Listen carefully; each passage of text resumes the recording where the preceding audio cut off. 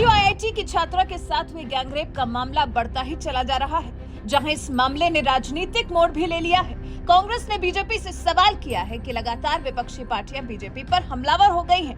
खासकर भाजपा के नेताओं के साथ आरोपियों के फोटो वायरल होने पर विपक्षी पार्टियां हमलावर हैं। बता दें, इस मामले में 3 आरोपियों को गिरफ्तार किया गया है, लेकिन इसके बाद भी मामले पर उचित कार्रवाई को लेकर वाराणसी में कांग्रेस के सैकड़ों कार्यकर्ता पीएम के जनसंपर्क कार्यालय का घेराव कर रहे हैं, जहां पुलिस प्रशासन ने कांग्रेस कार्यकर्ताओं को गुरुधाम चौराहे पर ही हल्की नोकझोंक के बाद रोक लिया।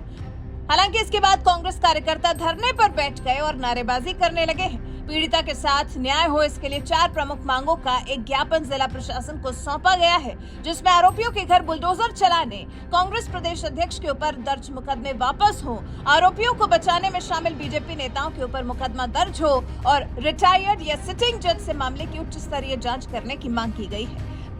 वहीं मामले को लेकर एसीपी भोलूपुर ने कांग्रेस कार्यकर्ताओं से ज्ञापन लेकर उचित कार्रवाई का आश्वासन दे दिया है। इस मामले में कांग्रेस प्रवक्ता संजीव सिंह ने योगी सरकार से सवाल किया है कि आरोपियों के घर पर कब बुलडोजर चलेगा। सबसे पहले एक लौते वाहिद शख्स थे राजनीतिक रूप से, उन्होंने तीसरे दिन कहा कि जिस तरह से लीपा पोती हो रही, भारतीय जनता पार्टी की लोग शामिल हैं, और ये बातें सच हुई कि जब वीडियो फुटेज आया 5वें दिन पीड़िता को इसी बनारस पुलिस ने बुलाया, उसने शिनाख्त कर ली। आज बात ये है, यहाँ पे कांग्रेस के लोग प्रदेश अध्यक्ष के आह्वान पे हम भाजपा के कार्यालय का घेराव कर रहे हैं। बात ये आती है कि 5वें दिन जब शिनाख्त हो गई तो ये बनारस पुलिस भारतीय जनता पार्टी के यहाँ पे करीब आधे दर्जन के आसपास नेता और विधायक सांसद हैं। कौन लोगों ने प्रधानमंत्री हैं, कौन लोगों ने उनको जेल के जगह बचाने के अपेक्षाकृत मध्य प्रदेश भेजने का काम किया। पहला सवाल ये है। दूसरा सवाल ये है कि उस समय बीएचयू के छात्र लगातार आंदोलनरत थे, उनके ऊपर फर्जी मुकदमा दर्ज किया गया। अब दूध पानी का पानी सब कुछ सामने है।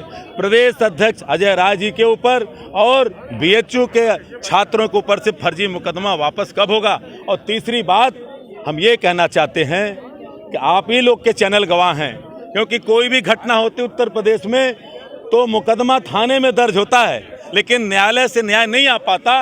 आपके चैनलों पे मीडिया ट्रायल चलता है। आपके चैनल पे जिम्मेदारी बनती है कि आपने उत्तर प्रदेश सरकार को बुलडोजर सरकार के नाम से दुनिया में मशहूर कराया। सवाल ये है कि जो भारतीय जनता पार्टी के महानगर के आईटी सेल के बलात्कारी पकड़े गए हैं, पीड़िता के कहने पे उनके घर बुलडोजर कब चलेगा? योगी सरकार ये बतावे, क्या बुलडोजर हड़ताल पे चला गया है कि बुलडोजर? वही मामले में भोलूपुर के सहायक पुलिस आयुक्त अतुल अंजान त्रिपाठी का भी बयान सुनिए। सर, किनका प्रदर्शन था और कहाँ के लिए प्रदर्शन था, किस बात के लिए? ये जो आईआईटी बीएचयू की जो घटना कारित हुई थी, उसी के संबंध में कांग्रेस पार्टी के द्वारा जो है आज पीएमओ पे जाके ज्ञापन देने का एक प्रस्तावित कार्यक्रम था, जिसमें हम लोगों ने जो है वहाँ इनसे जो है इनको यहीं पर चौराहे पर ही, जो गुरुधाम चौराहा है, यहीं पर ही इनको रोका। इनकी बातों को सुनकर जो इनके मांग थी, इनको ज्ञापन लेकर और शांतिपूर्ण ढंग से इनको अपने गंतव्य स्थल के लिए रवाना किया गया है। धरने पे क्यों बैठे थे? ये जो उनके कुछ 3-4 मांगे थी, अब जो अपराधी हैं उन पे सम्यक कार्रवाई हो और जो भी इसमें इन्वॉल्व रहा है उसकी गहनता से जांच हो। उन सभी जो 3-4 बिंदु थे उनको सुना गया और उन पे आश्वासन दिया गया कि विधि संगत जो भी कार्रवाई होगी वो सभी के खिलाफ कार्रवाई होगी। जो आरोपी पकड़े गए वो कौन लोग? वो आरोपी उनसे पूछताछ की गई, वो अलग अलग कार्य अपना करते थे, और जो उनसे पूछताछ की गई उसका मुख्य बिंदु था कि जो घटना कारित हुई और उनका पहले का ट्रैक रिकॉर्ड क्या रहा है, उसके बाद का ट्रैक रिकॉर्ड क्या है, उस सभी बिंदुओं पे गहनता से जांच की गई है। अंत में आपको सुनाते हैं उत्तर प्रदेश कांग्रेस के अध्यक्ष अजय राय का बयान, कैसे वो बीजेपी को घेर रहे हैं। फिलहाल आपको बता दें, ये रिपोर्ट वाराणसी से हमारे संवाददाता शिवम गुप्ता ने भेजी है।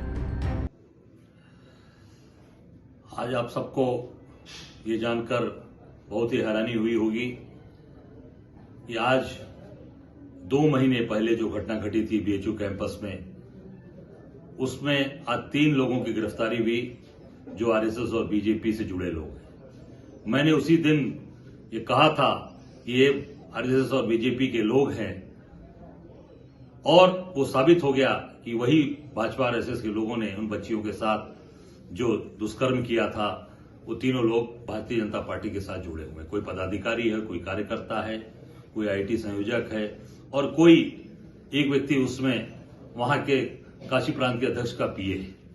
और पूरी तरीके से ये प्रधानमंत्री जी से भी मिल चुके हैं, मुख्यमंत्री से मिल चुके हैं और ये भाजपा के लोग जो लगातार इस तरह की घटनाओं में शामिल हैं, चाहे वो विधायक इनके हों, चाहे इनके सांसद हों, मंत्री हों, सब इस तरह की घटनाओं में लिप्त हैं। और पूरी तरीके से मैं यही कहना चाहूंगा कि ये भारतीय जनता पार्टी के लोग इन चीजों को बढ़ावा दे रहे हैं। बेटी बचाओ और बेटी पढ़ाओ केवल एक नारा है, इस नारे के आड़ में ये बच्चियों का शोषण कर रहे हैं, उनको पूरी तरीके से उनके साथ ये दुष्कर्म कर रहे हैं। निश्चित तौर से ऐसे लोगों के खिलाफ कठोर से कठोर कार्रवाई हो, कड़ी कार्रवाई हो।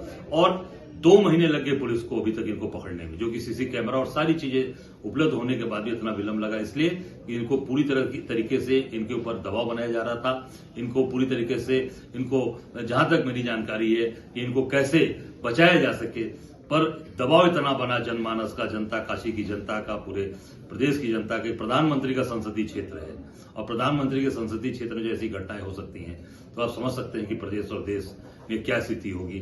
निश्चित तौर से मैं यही सरकार से मांग करूंगा, ऐसे लोगों पर तत्काल कार्रवाई हो और कठोर से कठोर दंड इनको दिया जाए और इसको फास्ट ट्रैक कोर्ट में चलाकर जल्द से जल्द इन्हें सजा दी जाए। धन्यवाद।